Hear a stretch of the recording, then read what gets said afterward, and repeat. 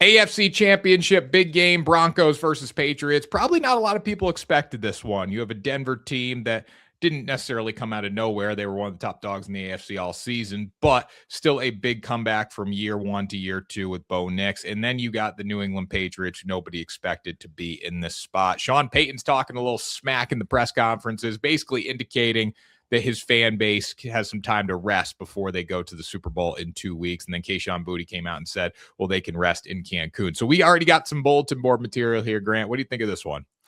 I think it's awesome, first of all, that everybody's embracing the Cancun thing. Like when Jamar Chase said, well, I'm going to do what everybody tells me to do and go to Cancun when the Bengals were eliminated, that was pretty fun. But what do I make of this? First of all, you can never accuse Sean Payton of not having confidence in his guys. I honestly, I think he loves Bo Nix. I'm not saying he dislikes Bo Nix, but I think this is like Sean Payton's, maybe one of his favorite moments of his career. The fact that he gets this opportunity to just go unleash full sicko mode and take Jarrett Stidham and win a Super Bowl. When Nick Foles did it, it was unprecedented, and it still is to this day.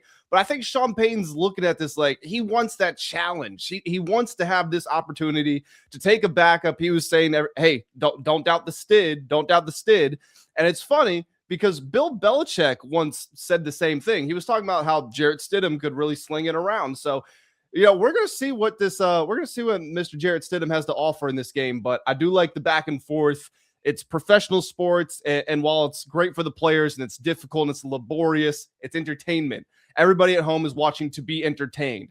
And this is like the press conference leading up to a big boxing match, or this is the WWE storyline. This is what you need to make it a perfect Sunday. I'm not really a fan of Sean Payton based on, do you see the clip he had with the reporter like 2 weeks ago when he was like the attacking downhill thing? He's like, what do you know about defending the run? Like after I got a little sour taste in my mouth, but I think he's like genuinely, he's not happy obviously, but I think he's genuinely happy that Bo Nix is out. Like I think he's not happy. Obviously it's easier to play with Bo Nix, but I think he's kind of like really excited for this. I think he's very excited for Jarrett Stidham to be the quarterback, because the way he's hyping up Jarrett Stidham, my God, like Sean Payton wants to be a center of attention. Like that's kind of where we're at. So like if Jarrett Stidham plays well and he goes out and wins with Jarrett Stidham, then this is a more legendary Super Bowl run. I feel like we kind of got that going for him right now. Yeah, I mean, John Franklin Myers basically, it was kind of hinting that Jarrett Stidham might be better than Drake Maye. So these people, either they got the world-class lecture on how to motivate your guys and be together as a unit, or they just think Jarrett Stidham is pretty good at football.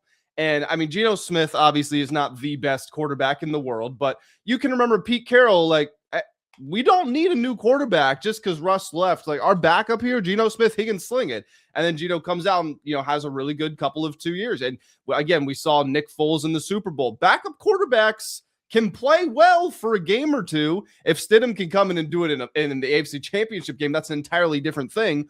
But these guys are professional football players. Jarrett Stidham was a 4th-round draft pick not too long ago. Again, Bill Belichick said he was really good. Now Sean Payton's saying he's really good. So we'll see what he's got. 4th-round draft pick, 7 years in the league, spent time with Tom Brady, been in this system for a while. The preseason tape looks good. Like, there's so much going for the Broncos in the spot. Like, I can lay it out right now, but when you look at just the Patriots, never won a game at Mile High. You look at the quarterback situation, never won a playoff game.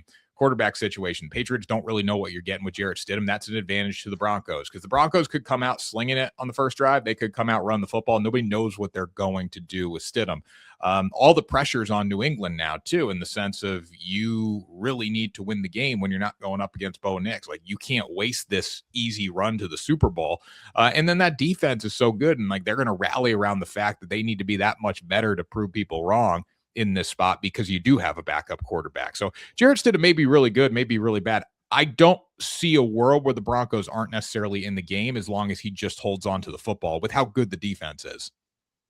Yeah, it's going to be a very interesting game. And I agree that there is pressure on the Patriots. And don't get me wrong, the Patriots have felt pressure up until this point, but for the most part, they've also been on the front foot. We talk about it, and this is not to diminish them. It's just a simple fact. They did only beat one team with a winning record in the regular season. Against the Chargers, the defense did a good job. Not diminishing that, But the Chargers also had the worst offensive line in the league, and they looked like they hated Justin Herbert. They looked like they were trying to get him killed there. So they didn't really face much resistance in that spot. And then against the Texans, I mean, the Texans turned the ball. CJ Stroud threw 4 interceptions in the first half. And despite how much the Texan defense was getting after them, Drake Maye, made a terrific throw to Kayshon Boutte, and it's nice catch by Stephon Diggs on the end zone. But they were never really under heavy pressure. They were never back against the ropes, have to fight back. And the Broncos, we talk about this all the time with them. Bo Nix doesn't come out and win games for them from the jump. Now, he might show up in fourth quarters and to bring them back, but even if Jarrett Stidham just comes out and is okay, that's fine, because that's what the Broncos want to do. They want to control the game. They want to lean on their defense. They want to have you panicking by the time you get to the fourth quarter. I genuinely don't think Patriots fans will handle losing this game very well if it happens. I think this, no kidding. I think Patriots fans have already punched their ticket to the Super Bowl, Grant. I think they're definitely looking ahead, and I can understand why. You're favorites. You're facing a backup quarterback. You absolutely should be winning this game. But I think we're going to face some resistance at some point, and this is kind of the game where the resistance happens. I mean, the fact that you're 0-4 at Mile High, and I know that was Tom Brady era, but still, like, that's something to note. Jarrett Stidham, again, I really am concerned about the fact that we have not seen what Jarrett Stidham could do in the past 2 seasons in a real game. That could be really good or really bad. We don't know. I'm tending to think it's going to be kind of bad because we don't know what to prepare for. And honestly, did you see the preseason clips and like some of the Raiders clips that were circulating on Twitter from him yesterday? Yep. They were good. Like, the deep ball looks fine. I mean, imagine Sean Payton first play coming out and taking a shot down the field. Like, that would not surprise me one bit. They have confidence in him. And whether or not, again, that's false confidence or it's true confidence, who knows? But when you combine the way they're talking about him, like you said, with the fact that there's really no game tape on him the last couple of years, with him having spent 3 years with Sean Payton, he's in about as good of a situation as he could possibly be in. Yeah. So let's talk about the Broncos defense going up against the Patriots offense. And I think there's this also false narrative of what the Patriots offense has been able to do the past couple of weeks. Obviously, they've done enough to win. Stephon Diggs, great catch last week. But Will Campbell's been getting his lunch eaten every single day. Yeah. Drake Maye is not playing like an MVP quarterback. If Drake Maye did this in the regular season over a 4 or 5 game stretch, they would be looking for a new quarterback in New England. So people, I think, are kind of buttering up what the Patriots have done on offense the past couple weeks. It hasn't been good. It has not been good enough to win games unless you're going against a team that's turning the ball over consistently. So what do you think the Patriots offense is going to do this week? Yeah, what they need to do is they need to come out and just control the clock and just really establish themselves, like sustain drives, I think is the way that I would put it. They haven't run the ball particularly well in the playoffs, 4.1 yards per carry. That would be, I believe, in the bottom 10 in the NFL, but they have 250 rushing yards across the first 2 games. So even though it's not being overly successful, they're sticking to it. They're setting things up off of that, and then you can look to build off of that. Now, like you said, Drake Maye probably hasn't been very good in these playoffs. Not probably. He hasn't been very good in these playoffs. You can look at his numbers, 4 touchdowns to 2 interceptions, but he's got 3 fumbles. So he actually has more turnovers than he does touchdowns. I'm not even really worried about him completing 59% of his passes because, like, it's the playoffs. Windows are going to be tighter. He had some bad weather. It's just the fact that his pocket awareness seems so bad. He's been sacked 5 times in both of these games. Again, he's lost 3 fumbles. And he is making the big throw. Like that throw to Kayshon Boutte was beautiful. Again, it was a good throw on the touchdown to Diggs. But other than that, just play to play, down to down, that level of sharpness, that's not there. And this Broncos defense, the one thing they did better than any defense in the entire NFL is they won on a down-to-down sort of basis. And then on third down, they have the highest sack percentage in the NFL, so they're getting off the field. They're getting the ball back to their offense. So it's in the regular season, the Patriots offense was definitely capable of squeezing the life out of you, but they also had that element of explosiveness. Whereas Denver, they want to completely suffocate you and they want to control you. So if New England can't add that explosive element back into their game in this game, then that's where they could really start to struggle, because who cares that a backup quarterback is playing? That doesn't really affect the defense unless the offense is going out 3 and out literally every single drive. And it becomes like Texas Tech versus Oregon. As long as the offense can do something small, their defense is not even going to care. Their defense is probably approaching this with the mindset that, hey, Houston's defense almost won this game for them last weekend. We need to go out and do that same thing because we believe we also have the best defense in the NFL. Yeah, I think they're going to be very good in this game, just like Houston's defense was. And again, another thing with Patriots fans, and it's angering me because I'm part of this fan base. Like, we're diminishing what Houston did on defense last week. Oh, we got to Houston. Like, I put something out and somebody was like, we beat a better defense in Houston last week. Like, you didn't, though. No. You didn't. You did not beat the Houston defense. You guys beat CJ Stroud. You did not beat the Houston defense. Like, that's the thing. This Broncos defense is good enough to go out and win the game. They're not obviously as good as the Texans. They're going to need to scheme up pressure and all that, but they get one of the highest pressure rates in the NFL. Surprising thing is pressure rates are really high. Interception rates really low. Maybe that's just because they're getting there so much. But if Drake Maye forces the football here, they're going to be able to pick it off. So really looking forward to see what this defense can do against the Patriots. Like, the Patriots haven't been good on offense the past couple weeks, so I'm not necessarily expecting them to be good in this spot. I think this game's going to come down to like which team makes the least mistakes. And I know that's pretty cliche, but the Texans made more than the Patriots. The Chargers made more than the Patriots, and that's why the Patriots are here. It's not because they have dominated both teams in their way. No, it is cliche, but that's also what we were hammering home before the Texans game, because we both picked the Texans to win, and we said the mindset has to be tell CJ Stroud, do not turn the football over and we'll win. He turned it over 5 times, and they were still competitive in the fourth quarter. If turnovers were even, if it was 3 on their side and 3 on the other side, they might have won. Who knows? And I know that the Patriots didn't get all that many points off of their turnovers, but they did have a pick 6, and that's a free touchdown. And if they don't have that, maybe it's Houston kicking a game-winning field goal. Like, that script could have played out so differently.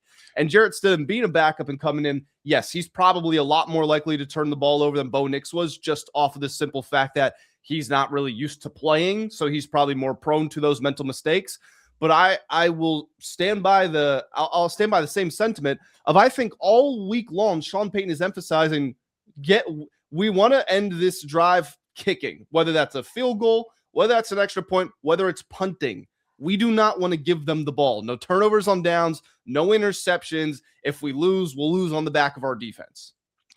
Jarrett Stidham as a Denver Bronco, 40 of 66, 496, 7.5 yards per attempt, 2 touchdowns, 1 interception, been sacked 7 times. That was pre-Bo Nix era, though. So we can't really even judge.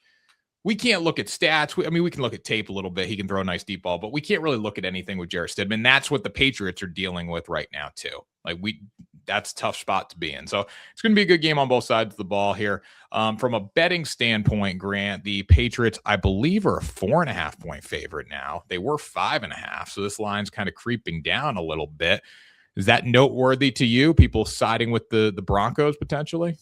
Well, it's been moving around, and I have I know a website where I can pull up all the odds from the major sports books at the same time.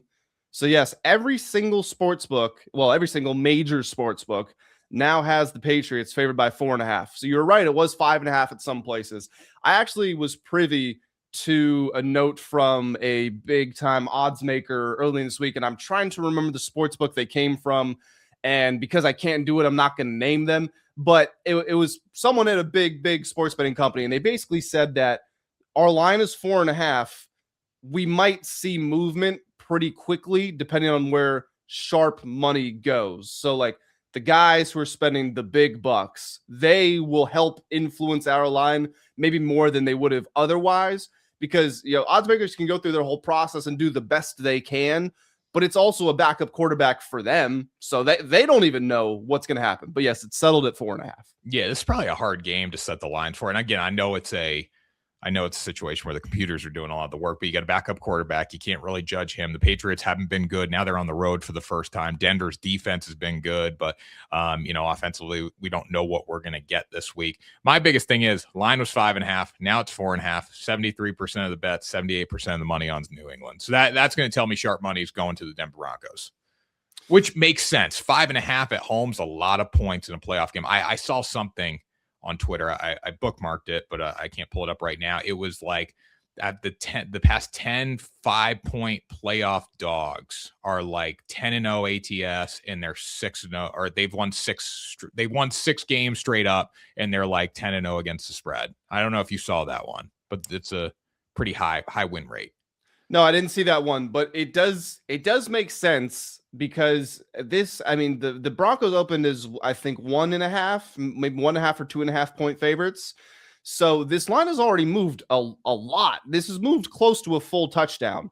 So it's not like, I don't want New England fans to think, oh, where they're sleeping on us. And that's what they think, though. Like, that's what they think. I'm kind of a Buccaneer now. I can understand why you would think that, because you're probably looking at this like we can easily beat a backup quarterback, right? But the line has moved 6 points, 7 points, whatever it is, in their favor already. So the adjustment has been made. And the Broncos, this is one thing that I will say about them. You know, I was one who knocked them for always being in one-score games and winning setting NFL record for most one-score victories in a single season. That's not a good thing. I mean, it's good in the sense that winning's always better than losing. But as a Commanders fan, I know what one-score luck is all about. Turnover luck, one-score luck, it's not sustainable. The script is going to flip at some point. It might be next week. It might be next month. It might be next season. But this is not something that you can sustain. With that being said, they have been in these games. Their players are going to be comfortable in the close games. And it also shows that the coaches know how to keep the score close late in the game. And in this situation, again, with a backup quarterback, which we keep on saying, but it's very clear what the Patriots want to do, how they're going to approach it, what their mindset is going to be. For the Broncos, they have been so accustomed to playing teams close that when we're talking from a betting perspective of 4.5, do I think that this could come down to a field goal or a 1-point win, something like that? I definitely could see that happening. Yeah, I think it's the best route. It's the best course of the game, right? Like, I think that's how it's most likely going to play out, unless Jarrett Stidham sucks. But the best thing for Jarrett Stidham and the Broncos last week was the fact that CJ Stroud was that bad, because Sean Payton can just show that tape and be like, guys, if they just didn't turn it over, we'd be playing the Texans right now. So that's the best thing that possibly could have happened, I think, to the Broncos, because now they know how much you have to actually emphasize holding on to the football. And you show the Chargers game too. If they would have held on to the football, if they would have been able to punch it in one time, they'd be here right now, kind of thing. So I think it's going to be a game where we see ball control at a premium. I think both teams are going to punt and play defense. The Patriots will probably be a little more aggressive than the Denver Broncos, you would think. Maybe not with Sean Payton and Jarrett Stidham. Who knows? But if the Broncos don't turn it over, they will be in a position to not only cover, but win the game. If they turn it over a couple times, or like -2 in turnover battle, then you're getting a situation where the Patriots could win by 10, 14 points pretty easily. So all we've done is so far pretty much is talk about Stidham and the Broncos defense. I do want to give credit to the Patriots defense, because their offense has been disappointing. Really, they should have killed both. They should have killed the Chargers. They should have killed the Texans. Should have scored 30 in the first round. Should have scored 40 in the second round. They didn't. The offense was disappointing. Can be better. It is what it is. New England's defense, I forget which of the games it was, but apparently receivers were coming up to them after the game saying, we don't know what coverage you guys were playing. As CJ Stroud lost his head, panicked, absolutely. But New England was getting pressure. Kayvon Chason leads the playoffs in pressures generated. And then on the back end, you got Gonzalez, you've got Carlton Davis. They're playing really well. New England's doing a phenomenal job of mixing up coverages, and that's with having to swap coordinators and play callers in the middle of the season. So New England's defense is doing a great job. And the thing that worries me the most is the mental mistake of Jarrett Stidham. He's not seeing this. He's going through meetings and walkthroughs, and he's out there running with the backups, but like, he's not in the fire week to week seeing, okay, they're showing single high and they're rolling to cover 2 on the back end, or is this cover 4? Is this cover 6? What is it? And so he's not seeing that in real time. And the Patriots have done such a good job of it in the playoffs that they're not like taking it easy on him just because he's a backup. If anything, they're going to get more daring. They're going to bring more exotic blitzes. They're going to mix up their coverages even more, try to confuse him. So that's what worries me the most with Jarrett Stidham. Well, I agree with that in the sense of he hasn't seen it, but like, the backup quarterback's job is to like be a film junkie. They got to be watching film all the time. They got to know what's going on out there. They got to read it. So yeah, while he's not seeing it in front of him, I think Jarrett Stidham is going to be ready to go in the sense of not being confused with coverages. I think CJ Stroud's more likely to get confused with coverages than Jarrett Stidham. The Patriots defense has been awesome. We didn't really talk about that, obviously.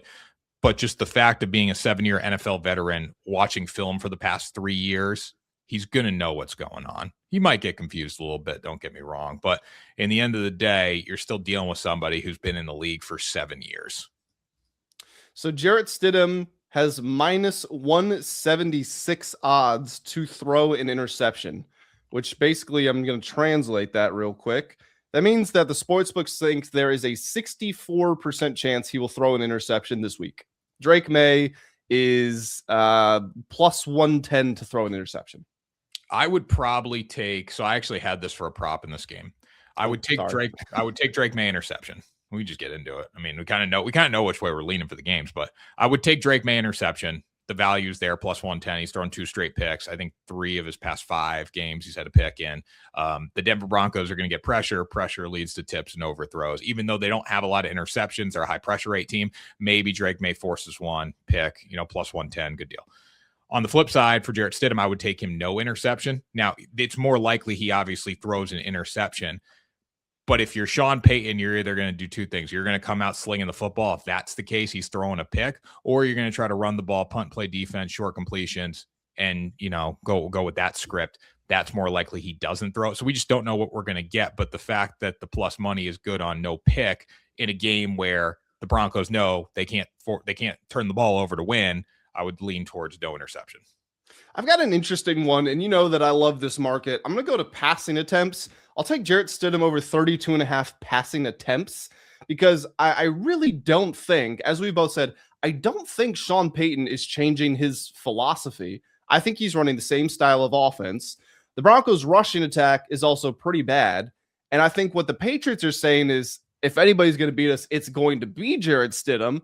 So let's load up the box, make sure they're not running it. And don't get me wrong, I don't think Jarrett Stidham's airing the ball out, but I think he's throwing at least 5 bubble screens. I think he's throwing a bunch of hitches, they're quick in breakers. I think they're running mesh a lot. I think they're keeping everything 5 yards and in, but I think Jarrett Stidham will be throwing the football. If you look at Bo Nix's recent games, 46 pass attempts. Keep in mind the line is 32.5.